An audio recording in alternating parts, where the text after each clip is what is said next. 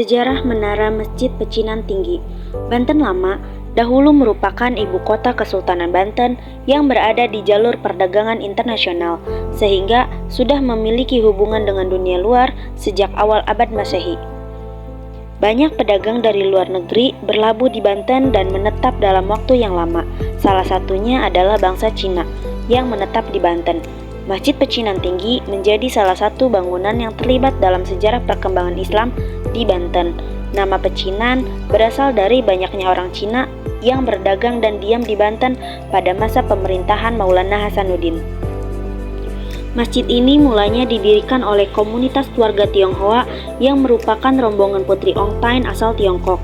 Seperti diketahui, Putri Ongtain menjadi salah satu istri dari Sunan Gunung Jati, yaitu Syarif Hidayatullah, dan melakukan pengenalan tentang agama Islam di Banten.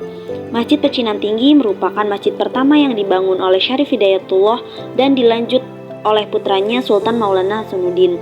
Tahun pembangunan masjid ini diperkirakan pada tahun 1552 atau 4 tahun sebelum pendirian Masjid Agung Banten Lama pada tahun 1556.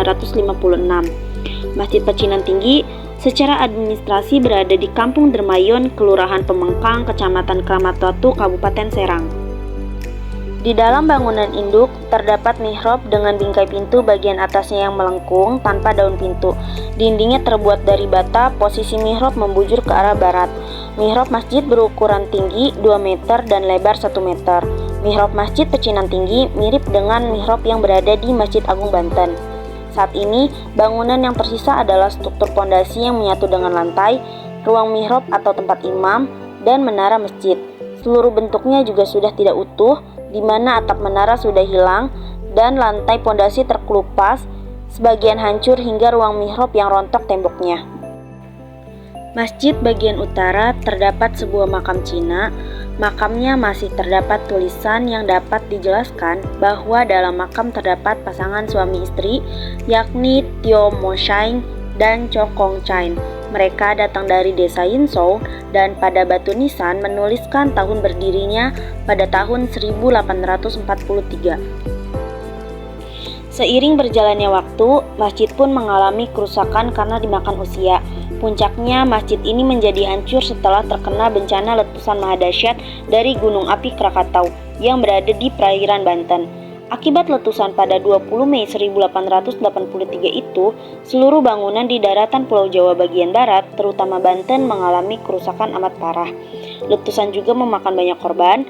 Masjid tersebut akhirnya tidak bisa diselamatkan dan disebutkan Masjid Pecinan Tinggi ini runtuh akibat bencana alam Gunung Krakatau yang meletus pada tahun 1883 dan tersisa hanya beberapa bangunan saja seperti menara, mihrab, dan makam Cina. Masjid Pecinan Tinggi terletak kurang lebih 500 meter ke arah barat Keraton Surosowan, 400 meter ke arah selatan dari Benteng Spelwick, juga di antara Kelenteng Banten menuju Tasikardi. Setelah Masjid Agung Banten dibangun, Masjid Pecinan Tinggi tidak lagi digunakan dan kurang terpelihara. Arsitektur bentuk menara Masjid Pecinan Tinggi. Menara Masjid Pecinan Tinggi ini merupakan menara pertama di Banten. Badan masjid berstruktur bata, sedangkan fondasi dan bagian bawah berstruktur batu karang. Bentuk penampang menara merupakan bujur sangkar berukuran 4,10 x 4,10 meter, sedangkan tingginya 9,5 meter. Pintu menara memiliki bentuk bagian atas melengkung dengan tinggi pintu 1,8 meter, lebar 75 cm, dan tebal 50 cm. Saat ini bangunan yang tersisa adalah struktur pondasi yang menyatu dengan lantai, ruang mihrab atau tempat imam, dan menara masjid. Seluruh bentuknya juga sudah tidak utuh, di mana atap menara sudah hilang, lantai pondasi terkelupas, dan sebagian hancur hingga ruang mihrab yang rontok temboknya.